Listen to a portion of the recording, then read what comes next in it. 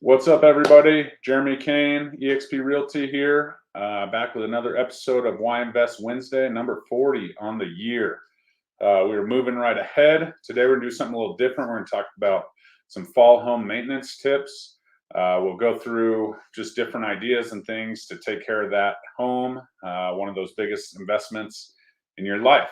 If you have a couple homes, some rentals, things like that, you may want to take some notes because we're going to go through all kinds of stuff and go from there. So as always, please like, comment. If you're on Facebook and YouTube, please allow StreamYard to know who you are so that I can see these comments. I'll even reply back if I see them. Give me a wave on Instagram, say what's up. If you're watching on the replay, definitely hashtag replay, give me a comment, see what you think. But yeah, let's jump right into this. So obviously, I was sitting here yesterday. It was a little colder when I woke up. The leaves are beginning to fly around. Got our first, cooler weather. No 70s and 80s this week here in Denver. So just got to thinking, it's almost fall, and definitely have to do some things around my house. So wanted to share some things with you. Obviously, winter is one of those times where our house kind of takes a beating. Lots of water, wet, freezing, ice, cold, wind, whatever that may be. And definitely a time to get outside and make sure that everything is ready for that, and a few things inside as well so we can maybe stay warmer. We'll start outside, but definitely any of that raw wood, definitely touch up your paint on the trim. Make sure there's no bare wood out there, because obviously the elements do start to deteriorate that. Paint really protects that. Caulk around those windows. Great time to also caulk inside, maybe redo the bathroom caulking and things like that.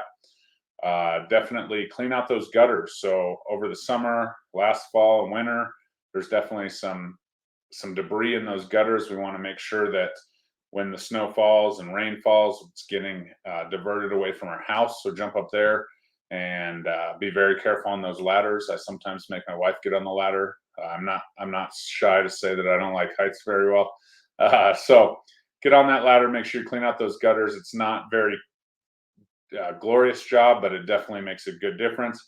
Make sure those downspouts are in the down position, and make sure that they are carrying water away from your foundation. That is the biggest issue that you may have. Obviously, make sure that your gutters are all in good shape, attached and things like that, so that the water is flowing away from your home.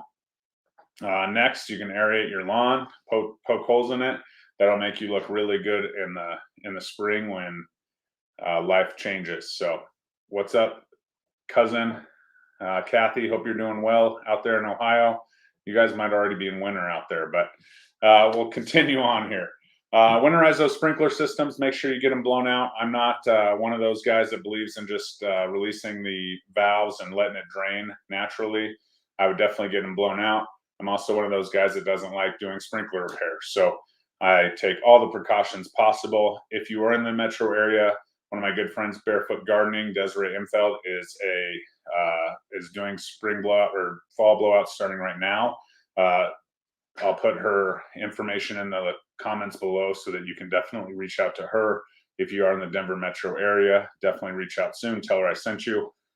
She's great. She'll get it done. Make sure you're all wrapped up for the winter. Roof inspection, always a good time to get roofers out there. I have a couple roofers that I use, and they'd be happy to jump up on your roof and do a quick inspection, make sure there's nothing missing, shingles, things like that. Recaulk all the joints and any nail holes and things like that. Definitely a great time to do some roof maintenance.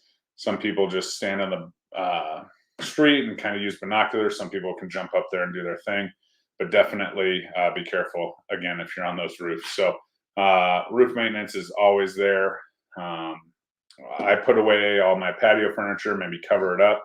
Actually, I have patio furniture that withstands the elements. Think outside down in Alabama. If you guys are watching, hello. They got great all-weather furniture if you're interested. But for the most part, put those cushions away, cover up the furniture, make sure everything's ready to go. And then it's the great lawnmower snowblower fix. I always at least run my lawnmower out of gas. I also use it to rake leaves sometimes. Don't tell anyone, including my children. It makes it a lot less fun for them. but run that lawnmower out of gas, so it's kind of winterized. Do any winterizing to the lawnmower. Maybe put that in the back of the shed and get that snow blower out, get it tuned up so it's ready for that first big snowstorm. And as always, make sure you have your shovels ready.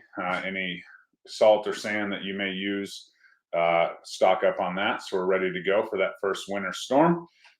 Make sure your snow brush is in your car. All those fun winter things that you'll be thanking me for when you're not scraping your car with a credit card or something here in the middle of October because you weren't ready. Moving inside the home, definitely I always service my furnace at the very least. Change your furnace filter, make sure that's ready to go. Fire it up, make sure it's firing on all cylinders, so to speak. Definitely HVAC people I have a couple of guys that I use and like to use in the Denver area. I'll put them in the comments. Again, inspect those windows and doors for drafts, maybe do some weather sealing around the doors, making sure that's good.